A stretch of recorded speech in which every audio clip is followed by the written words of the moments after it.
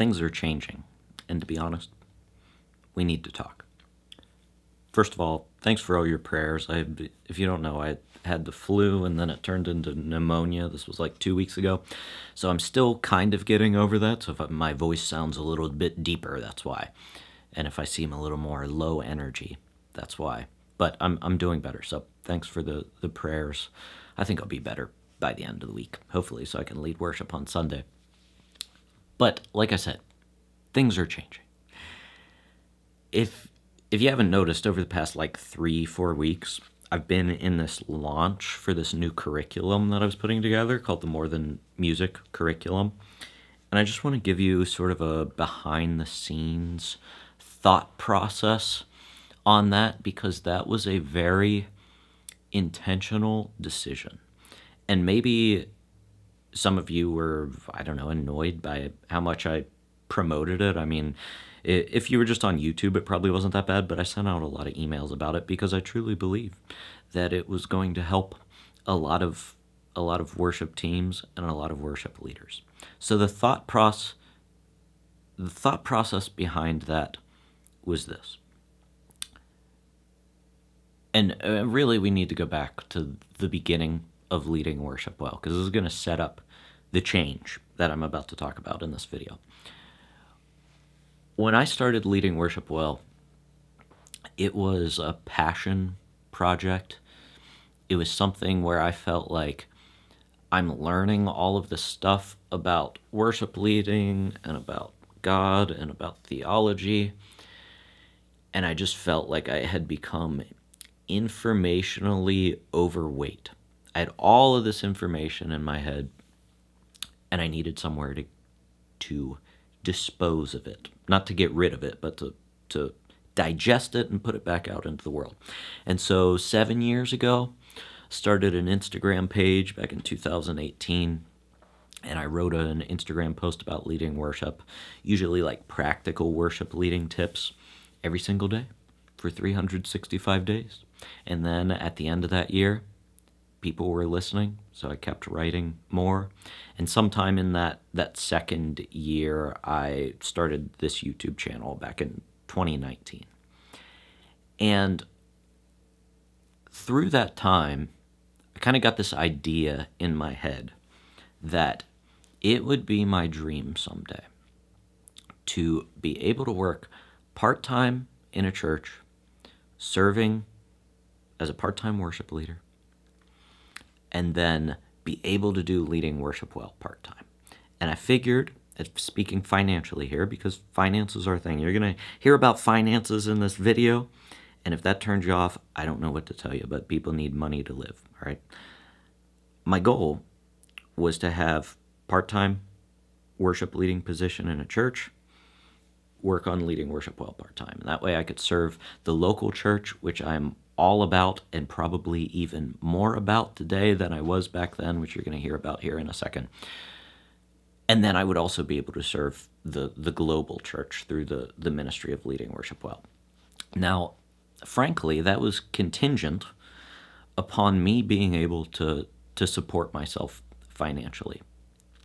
And mind you, I'm not trying to make, people, as soon as people hear something about money, they're like, oh, this guy's trying to get rich or something. No, we all understand that we need money to survive, right? I'm not trying to make $100,000 a year. I'm not trying to make $250,000 a year.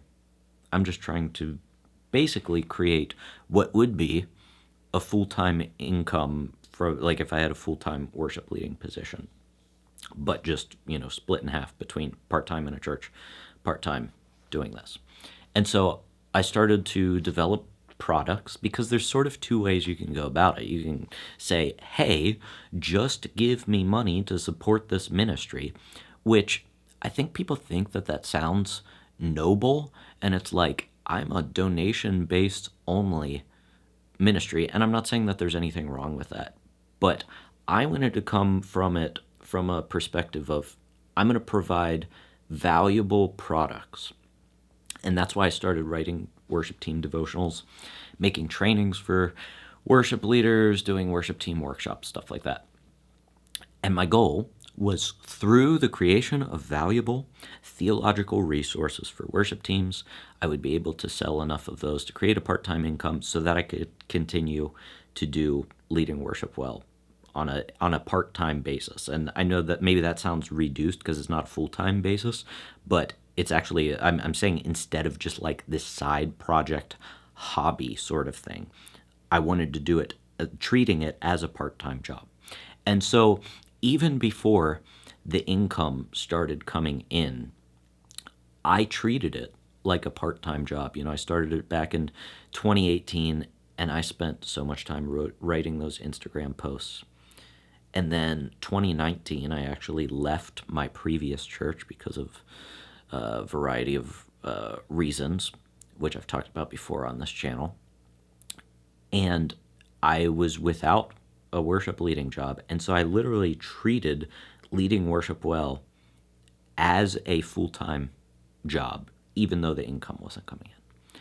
Fast forward a few more years, I got the job at my current church, which I love.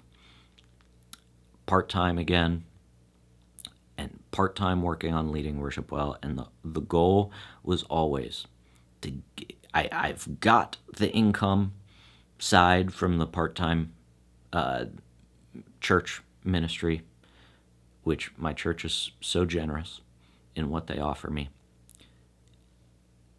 And the goal was to get the part-time of leading worship well, that income up, to create a full-time income, and then I could just do this. How does that relate to the launch? This past launch of the More Than Music curriculum, honestly, guys, this was sort of my last attempt. I gave it everything I had. And I'm not saying like, woe is me. I'm so sad that I couldn't make this work. I gave it everything I had. The best product idea I could come up with, the thing that I thought would help worship leaders the most and worship teams the most, theological content for an entire year. And so I went hard on the launch. Promoted it. That's not something that's fun to do, by the way. I would rather just sit here and make YouTube videos, but at the end of the day, there's expenses to what I do here on the YouTube channel, whether that's file storage or web hosting or just running an email list so that you can continue to get free content. And the launch, I knew what I needed to make it feasible for me to create that product, a year's worth of content. I was going to spend the entire next year, 2026, building out that curriculum. And I really think it would have been amazing. And I didn't meet the goal of what I needed to make to bring that curriculum to fruition. And it might just seem like that's like a one-time thing, and it's like, well, Spencer, just try something else. But I've been doing this for 7 years now. And I know what is going to be most helpful for worship leaders. And it's theological content. I'm not saying I know what most worship leaders want, although I know that too. We'll get to that in a second. I'm saying I know what would be truly most helpful for worship leaders. And it's for their teams to grow in theology. It's for themselves, to grow in theology. And over the past 7 years, I've come to the conclusion, and it's not just a feeling. I have stats to back this up and plenty of stories to back this up. I've come to the conclusion that worship leaders in the church, writ large, I'm talking the majority of them, do not care about theology. And I understand that I'm probably preaching to the choir here. If you've watched my videos for the past 2 years, I just want to say thank you so much. And I also want to tell you that you are a weirdo. You are a worship leading weirdo if you care about the things that I talk about. How do I know? Because I'm a worship leading weirdo. What do I mean by that? I mean that the majority of worship leaders spend their time focused on technology, focused on the musical side of leading worship, focused on budget in-ears, focused on how to EQ a kick drum so it sounds just a little bit beefier, focused on how to mic a snare drum like Bethel does so it sounds fat, focused on, I could go on and on, Ableton triggers, Pro Presenter triggers, focused on how to musically direct a band. And I want to be careful because I'm not saying that those things aren't important. And I also want to say, as a disclaimer, I have a ton of friends who have YouTube channels who deal with those things.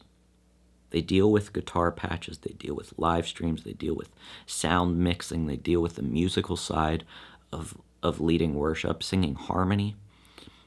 And this is nothing against them. Worship leaders care more about that than they do about theology. And the thing is, you can have all of that stuff right. And once again, I'm not saying that that's not important. But you can have all of those things right.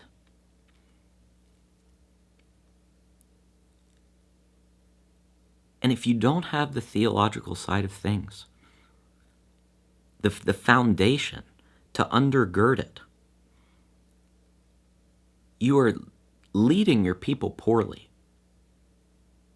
You can come up with the most creative Christmas opener idea.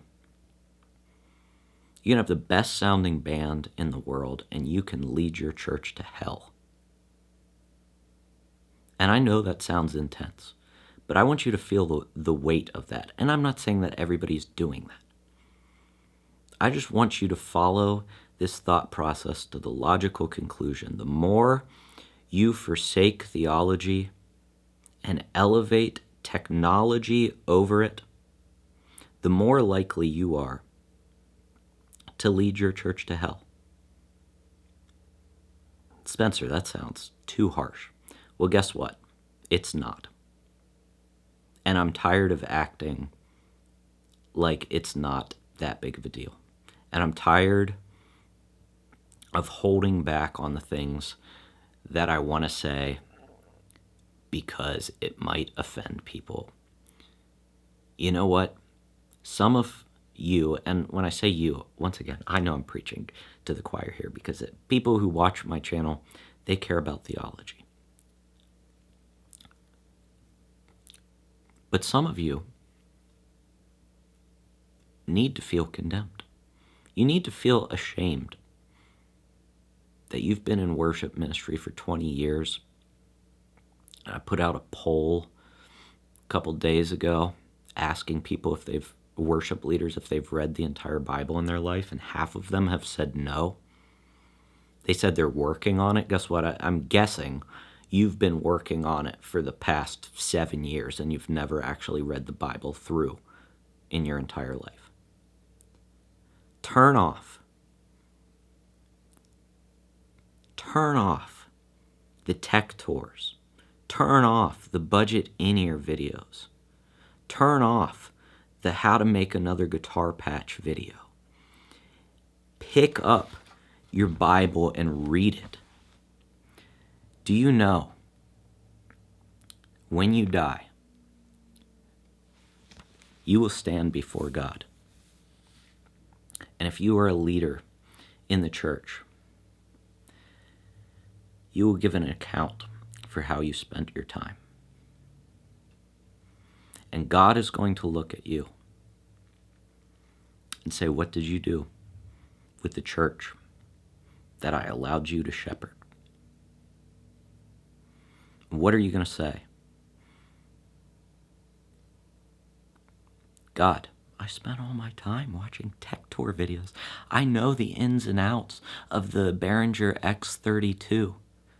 I know, I was so faithful in stewarding the blessings of the money that you gave our church by buying cheap knockoff Chinese in-ear monitors that probably stole the design from some reputable company, but thank God I was smart enough to save an extra $100 per in-ears. Are you going to be proud to tell God that? And I understand people are called to different things. Some people are literally just tech directors. I'm saying if you consider yourself a worship pastor, you will be held accountable. Not for your technical knowledge, but for your theological knowledge and how you led your church. And it's going to be really awkward when you have to tell God, I spent 95% of my time learning how to EQ a channel, and I never read through the entire Bible in my entire life. God, you gave me 75, 80 years. I was so proud of serving in the church. And God says, I gave you my word. I gave you the instructions for the church. Did you spend any time reading that? Or did you just think it was good enough to just think you had the best intentions?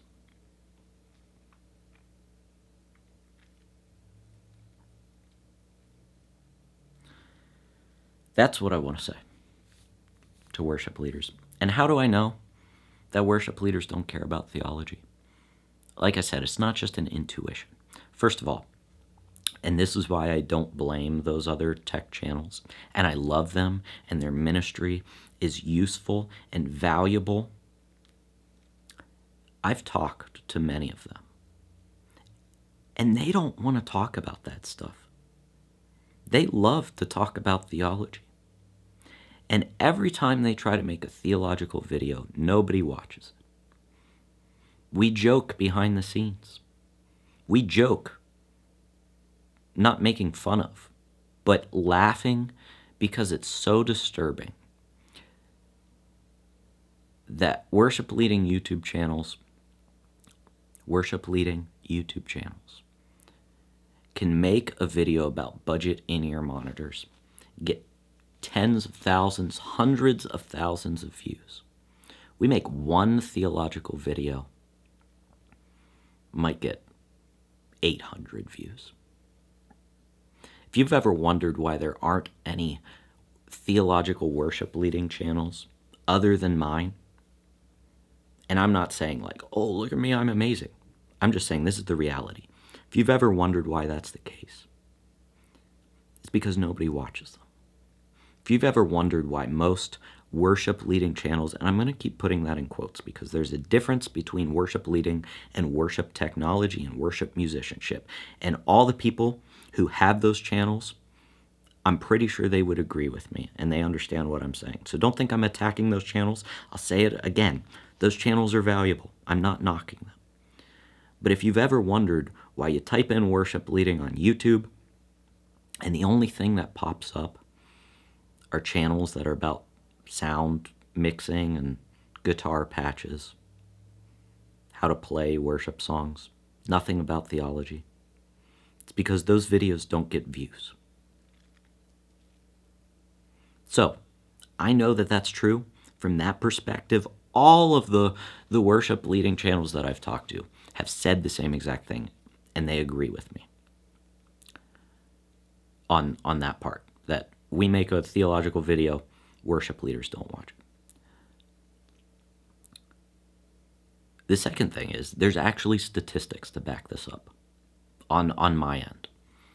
Back in 2024, I made the decision that, listen, I know theological videos don't get a lot of views, but I'm going to make them anyways because that's what I care about, and more importantly, that's what worship leaders need to hear about. And so I don't care. I could make a video and get tens of thousands of views if I made it about technology. But if I can help 100 worship leaders understand some basic theological concept about corporate worship, I would rather do that. And so I made the shift back in 2024. And mind you, I started this channel back in 2019. I didn't really talk about theological stuff for the first, I don't know, 3, 4 years, 5 years maybe. Focused mostly on, I had the advanced guitar tutorials, which always did fairly well. I talked about the musical side of leading worship. Every once in a while, I would make a guitar or a technology video, like a gear tour. I have a couple of those on my channel. Those are some of the most popular. Since making the shift, here's the stats. Since making the shift in 2024, I just looked at the stats last week. My monthly views have dropped in half. My monthly subscribers have dropped in half. I forget what the view stats are, but I know the monthly subscribers at one point when I was like, let's just give worship leaders what they want. I'm going to focus so much on that. I was getting 800 new subscribers a month on this channel. Now that I've switched to theological content, 300 a month. And I could sit here and I could blame the algorithm, because that's what people do on YouTube. Oh, maybe my videos just aren't being shown. What's the problem? There's a problem with the algorithm. You know what? I've been on YouTube long enough to understand that the algorithm isn't the problem. 99% of the time, it's not the problem. Maybe there's like a hiccup every once in a while and it just didn't decide to show your videos to people and therefore you didn't get views. But the algorithm simply shows people what they want. And when worship leaders see a theological video and they don't click on it because they don't care about theology, it's less likely to show them those sorts of videos in the future. And so the algorithm simply shows you your heart's desires. So I want you to audit your YouTube algorithm. After you watch this video, go back to the homepage, see what pops up. And that will tell you the desires of your heart. That will tell you what you care about. And maybe because you watch this channel, maybe it is theology. Once again, you're a weirdo, all right? We're weird. We are weird worship leaders who care about theology. Most people don't. So where does this lead us? What's the change? Well, what's next? I mean, there's a couple different things I could do. Excuse me. Number one, I could just quit. I could say, you know what? Not enough people are watching. It's futile. I don't care. I'm giving up. I'm not going to do that.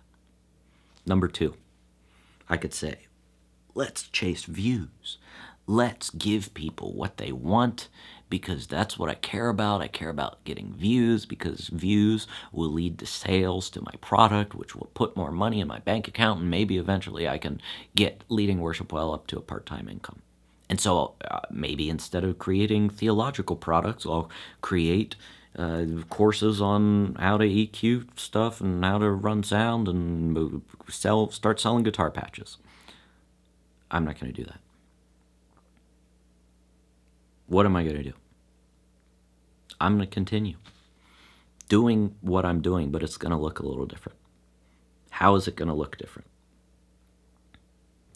First of all, if I'm being honest, I have been chasing views a little bit. I've been trying, not like, oh, I'm just going to go full boring, just make videos that I think will get views. But I've been trying to package them in ways that might be interesting to people and trying to slip a little theology in there. I've been kind of balancing, let me make a theological video here, one for me, and then one that people might want. I'm not going to do that anymore. I'm going to talk about what I think is most valuable for worship leaders, whether it gets views or not. So that's the first thing. Number two, my videos are going to be less edited like this because honestly, I'm going to have less time that I'm able to spend on these videos because I can't keep treating it like a part-time job. At some point, I need to be able to provide for myself, just as simple as that. So it'll probably be more just me talking to the camera. And maybe that'll be better because it'll be more authentic. And my videos have gotten really edited over the years. There's a lot of jump cuts in there. And in fact, it's kind of been detrimental to me whenever I'm serving in in-person ministry because I'm so used to talking in like these short bullet point sentences, just thinking, in the future I'll be able to chop that up and make it sound good. I'm going to stop doing that because it's not good for my in-person ministry when I can't edit myself. And my videos are just going to be raw and authentic, me talking to the camera like this. Number three, and I think that this is sort of a big one. I'm going to stop holding back on saying what I want to say. And I haven't, if you've watched my channel, I don't think you'd say, Spencer's really tiptoeing around these subjects. But I don't think that you know the depth of my thoughts on these subjects. Because I have sort of been tiptoeing around it. And I tried my best to keep myself from doing that. But at the end of the day, there's always that part in the back of your mind where you're like, if I say this certain thing, I'll give you an example, something about charismatic worship. If I say this certain thing, it's going to alienate a part of my audience. And I'm not sure that I want to lose any more viewers. And I'm not sure I want to lose any more views because views eventually lead to sales of my product. I'm just going to be honest that has been a tension. And I have fought back hard against that tension. And usually when I felt that tension, I have forced myself to post a controversial video to prove to myself it's not about sales. It's about saying what's true. And I'm done holding back on the problems that I see in modern worship culture. And so in future videos, I'm going to be pointing them out. And I just see it everywhere. I could list off 100 examples right now, but we're like 30 minutes into this video. We need to wrap it up. Where do we land here? Let's bring it home. Honestly, I'm not 100% sure what the future of this channel looks like. We're going to figure it out as we go. But I know that I'm not going to stop making videos because I know that this is a calling on my life from God to speak in to the modern worship culture with biblical truth. That's always my goal. It comes back to this. I'm teaching through the book of 1 Timothy right now at my church in a Wednesday night class. I keep pointing people to the fact that in 1 and 2 Timothy, Paul tells Timothy, a leader in the church, he says, I've entrusted this to you. What has he entrusted? He's entrusted the authoritative teaching of the Bible. I know they didn't have the Bible back then, but apostolic teaching, the teaching of Jesus. He says there's this body of teaching right here, and your job is to teach that.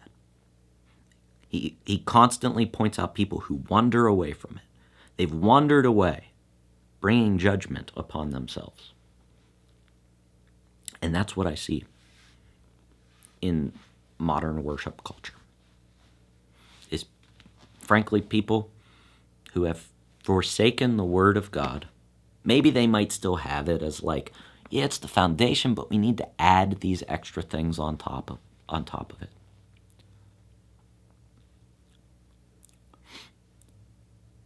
They've wandered away from it. And I want to spend the rest of my life calling worship leaders in the church. All right, you don't get a pass because you're like, I'm just the music guy.